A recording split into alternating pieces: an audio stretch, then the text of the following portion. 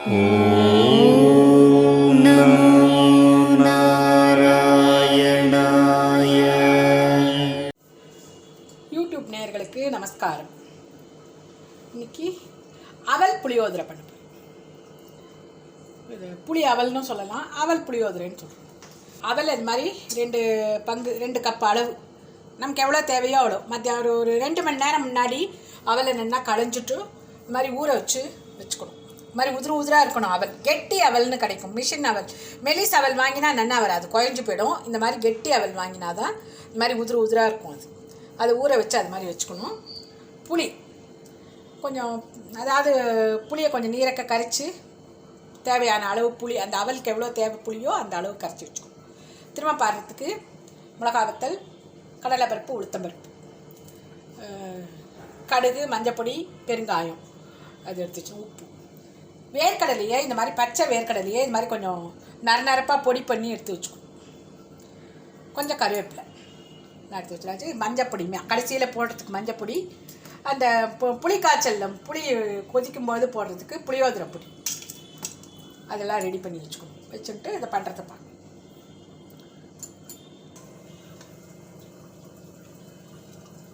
முதல்ல வானலில் போட்டு எண்ணெயை விட்டுன்றணும். முதல்ல ரொம்ப எண்ணெய் விடணும்லாம் அவசியம் கிடையாது, கொஞ்சம் எண்ணெய் இருந்தால். கடுகு,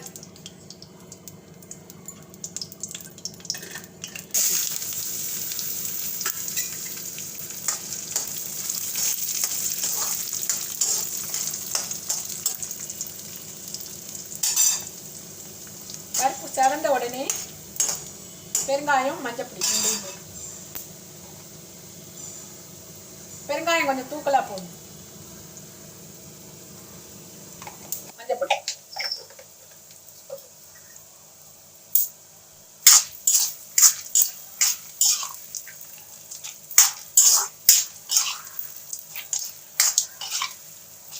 கருவேப்பிலை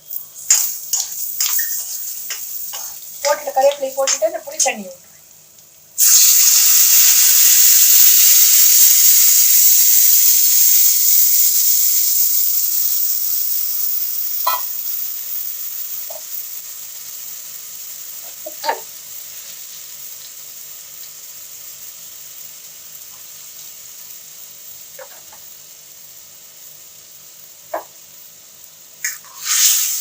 நல்லா கொதிக்கணும், புளி வாசனை போகணும், நல்லா கொதிக்கணும்.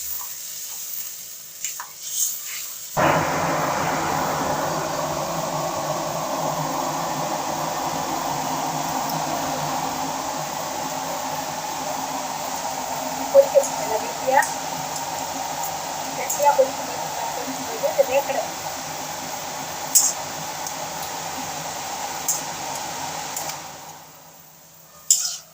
வேர்க்கடலையை போட்டாச்சு.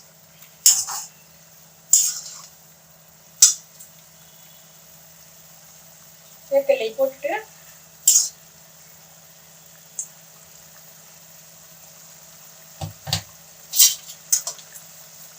அவலை போட்டுடலாம்.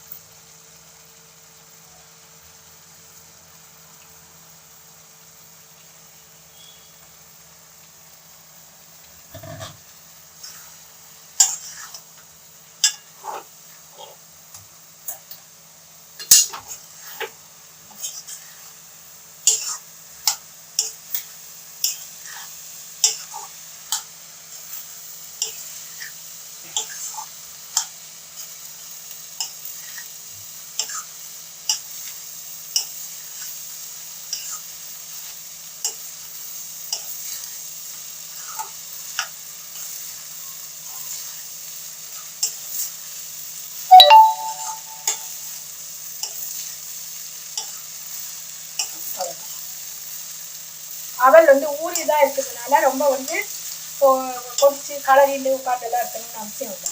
அப்படியே கலரி அப்படியே பூச்சின மாதிரி வச்சுட்டு அதில் பொடியை போட்டு மஞ்சப்பொடியை போட்டு 2 நிமிஷம் அடுப்பை சிம்மில் வச்சா போதும்.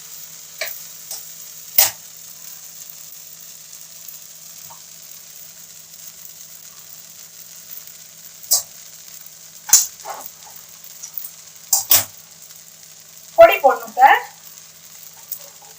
இந்த பொடி நம்ம வந்து இந்த மாதிரி ஆற்றுல பண்ணி வச்சுடலாம், புளியோதரை பொடி. இது அது நான் ஏற்கனவே லிங்க்ல நான் போட்டுருக்கேன். கொஞ்சமா போட்டா போதும், பொடி சாத்துக்கு போடுற அளவு போடணும்னு அவசியம்.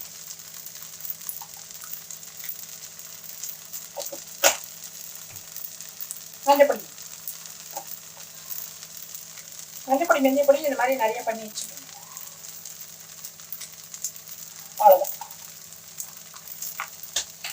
ரொம்ப சிம்பிளான டிஃபன், ரொம்ப ஈஸியாக ஆகிடும், சீக்கிரமாக ஆகிடும்.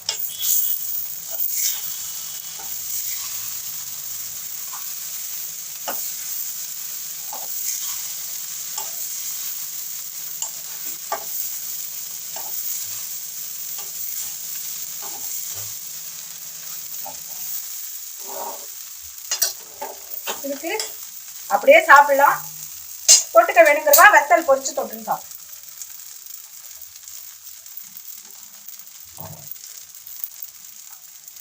அவ்வளோதான். நீங்கள் ட்ரை பண்ணி பாருங்க. ட்ரை பண்ணுங்க. தேங்க்ஸ் ஃபார் வாட்சிங்.